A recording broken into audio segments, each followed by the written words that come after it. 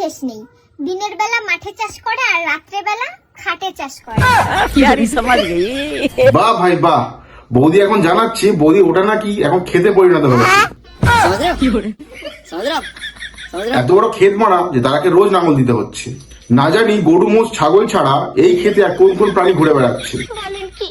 তো দেখো বৃষ্টি হচ্ছে, আর এই বৃষ্টির মধ্যে কার কি করতে ইচ্ছা হচ্ছে অবশ্যই কিন্তু কমেন্ট করে বলবে, ঠিক আছে? বিশ্বাস করো বৌদি, তোমাকে আমার কিচ্ছু করতে ইচ্ছা করছে না।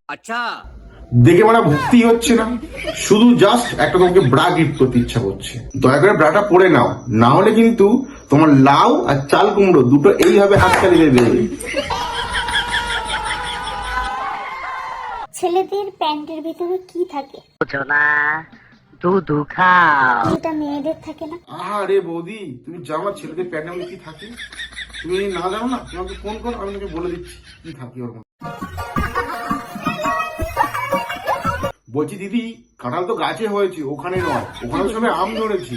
আম তো আমরা ধরবো, তুমি যাও বাড়ি থেকে বস্তা নিয়ে এসো। मारो मुझे, मारो मुझे, मारो नहीं, ये मजाक हो रहा है। एक सेकंड यार, मजाक।